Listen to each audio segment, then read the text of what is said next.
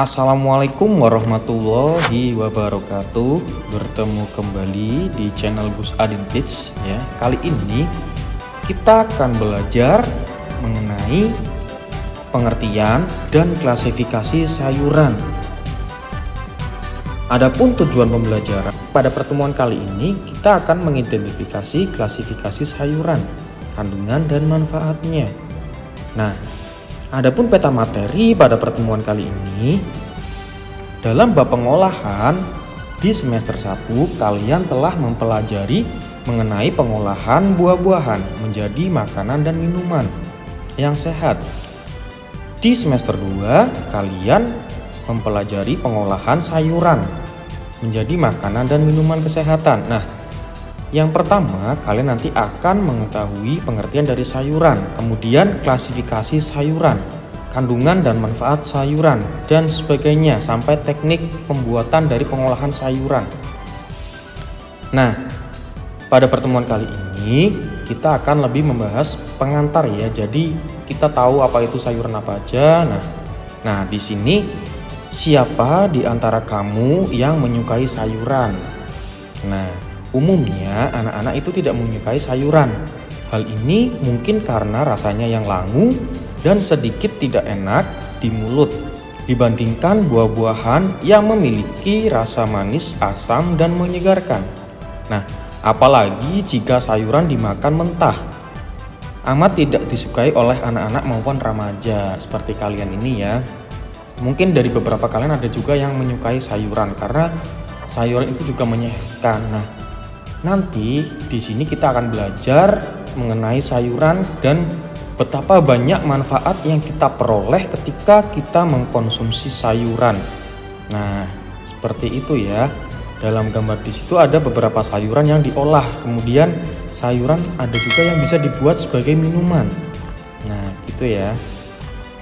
Nah, pengertian sayuran menurut ilmu pertanian, sayuran termasuk tanaman hortikultura. Ada yang tahu hortikultura itu apa? Nah, hortikultura merupakan ilmu pertanian yang berkaitan dengan budidaya sayuran, buah-buahan, tanaman hias, dan termasuk tanaman obat-obatan. Pengertian dari sayuran adalah bagian vegetatif dari tumbuhan yang dapat dimakan baik secara segar maupun melalui pengolahan dengan cara dimasak. Nah, itulah pengertian dari sayuran yang harus kalian pahami. Jadi, kalian juga harus membedakan mana yang sayuran dan mana yang buah-buahan seperti itu ya.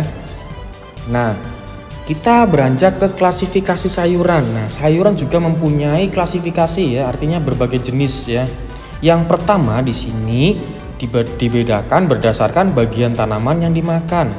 Nah, berdasarkan perkembangbiakannya, organ tumbuhan dapat dibedakan menjadi dua. Kalau kalian dalam IPA, ada bagian vegetatif, daun, batang, akar, dan bagian generatif, buah, bunga, biji. Nah, berikut klasifikasi sayuran berdasarkan bagian tanaman yang dimakan. Yang pertama ada sayuran daun atau leaf vegetable.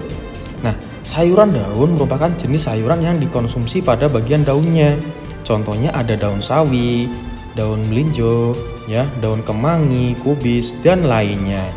Nah, kalau daun sawi mungkin kalian sudah biasa ya dalam campuran di makanan sehari-hari kalian seperti itu. Yang kedua ada sayuran batang atau stem vegetable. Nah, sayuran batang ini dimanfaatkan adalah bagian batangnya. Contohnya ada asparagus, rebung, paku, dan seledri. Selanjutnya, yang ketiga ada sayuran akar. Nah, sayuran akar itu berupa umbi-umbian karena umbi itu merupakan akar yang menggembung. Contoh sayuran akar yaitu kentang, wortel, lobak, bit, talas, ubi kayu, dan ubi jalar. Seperti itu ya, saya lanjutkan. Keempat ada sayuran polong. Nah, di sini sayuran polong yang dimanfaatkan tidak hanya pada bagian polongnya, tetapi kulit bisa juga ikut dimakan. Yang termasuk sayuran polong antara lain buncis, kapri, kacang panjang, kacang merah, dan kedelai. Nah, petai juga itu termasuk kacang atau sayuran yang polong. seperti itu. Yang kelima ada sayuran bunga atau flower vegetable. Nah, jelas ya, dari organ generatif yang dimanfaatkan bagian bunganya. Contohnya ada brokoli, kembang kol, kecombrang, dan bunga turi. Nah, ini sangat banyak manfaatnya. Nah, kita masih mengklasifikasikan sayuran berdasarkan bagian yang dikonsumsi. Yang keenam ada sayuran buah. Nah, di sini apa saja contohnya? Ada tomat, cabai, paprika, timun, terong, pare, labu siam, jagung, dan oyong. Yang selanjutnya ada sayuran dari umbi batang. Nah, jelas ya, batang yang tumbuh ke dalam tanah, ujung batang membengkak membentuk umbi karena penimbunan makanan atau vakuola. Nah, pada sayuran umbi batang contohnya ada singkong, talas, ubi jalar, gadung, gambili, dan umbi bit.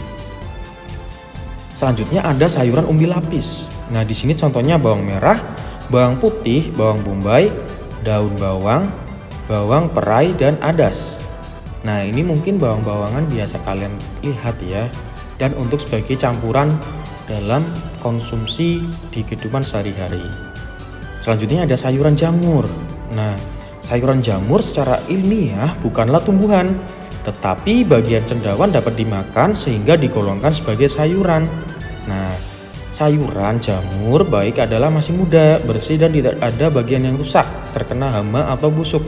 Contohnya ada jamur merang, jamur kancing, jamur tiram, jamur kuping, dan jamur lainnya yang tidak mengandung racun ya. Artinya semua jamur itu tidak bisa dikonsumsi sembarangan. Harus dilihat dulu kira-kira jamur itu mengandung zat apa. Seperti itu. Yang kedua di sini sayuran dibedakan berdasarkan pigmen yang dikandung.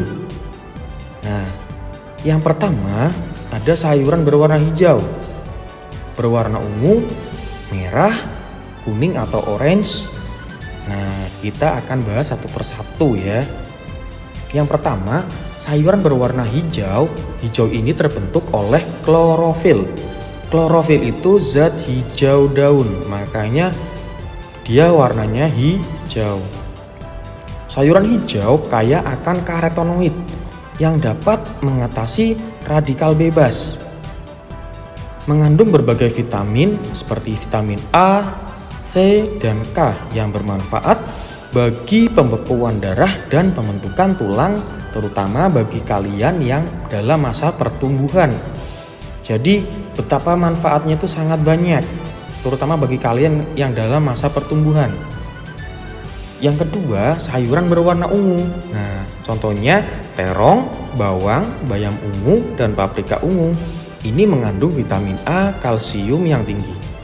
Sayuran berwarna ungu juga mengandung antosianin, resveratrol, dan asam elagik yang bisa menangkap radikal bebas. Perlu saya sampaikan lagi, radikal bebas itu zat yang dapat menyebabkan kanker ya, karena dia bersifat karsinogenik. Nah, kira-kira radikal bebas itu berasal dari mana? Sekedar info, zat radikal bebas itu bisa diproduksi oleh makan makanan yang dari hasil goreng ataupun bakar, terutama yang bakar. Ya, makanan pun juga bisa menghasilkan yang namanya radikal bebas. Makanya ketika kalian makan makanan yang mengandung radikal bebas, itu diiringi dengan penambahan sayuran akan lebih baik. Jadi lebih seimbang. Ketika kalian makan sate itu kan dibakar. Nah, itu mempunyai radikal bebas. Maka dinetralkan dengan diberikan sayuran. Bisa dari kubis atau dari apa. Seperti itu. Nah, jadi terong itu juga bisa mencegah terserang penyakit kanker, diabetes, dan serangan jantung. Betapa manfaat yang sangat luar biasa yang dimiliki oleh sayuran yang berwarna ungu. Yang ketiga ada klasifikasi sayuran berwarna merah atau biru. Ini karena adanya zat antosianin yang sensitif terhadap perubahan pH. pH itu derajat keasaman. Derajat keasaman di sini dimulai ya, ada yang dari yang paling asam 1 ya sampai 14 ya derajat keasaman. Ketika pH dalam keadaan netral, ini nominal 7, pigmen berwarna ungu. Ketika dalam keadaan asam, pigmen berwarna merah, sedangkan terdapat basa pada pigmen yang berwarna biru. Mungkin kalau di IPA kalian itu ada uji asam dan basa. Nah, ini bisa dijadikan sebagai indikator. Ya. Seperti itu. Contohnya yang merah ada kubis merah, tomat, cabai dan paprika. Kemudian yang keempat, warna kuning oranye pada sayuran. Ini berasal dari kandungan beta dan alfa karoten yang tidak akan berubah dengan pengolahan atau pH. Zat tersebut dapat berfungsi sebagai penghambat proses penuaan sel-sel dalam tubuh, membantu memanjakan sel-sel tubuh dan memberikan sistem kekebalan agar tidak mudah terserang penyakit. Sayuran berwarna kuning atau orange adalah ubi jalar, wortel, biji melinjo, dan labu kuning. Dalam masa pandemi seperti ini sangat dibutuhkan kita mengkonsumsi sayuran yang kiranya bisa menjaga imun kita, sistem imun kita agar tetap terjaga. Ya, seperti itu. Nah, cukup sekian. Jika ada yang ingin ditanyakan, silakan tuliskan di kolom komentar. Kurang lebihnya mohon maaf. Wassalamualaikum warahmatullahi wabarakatuh.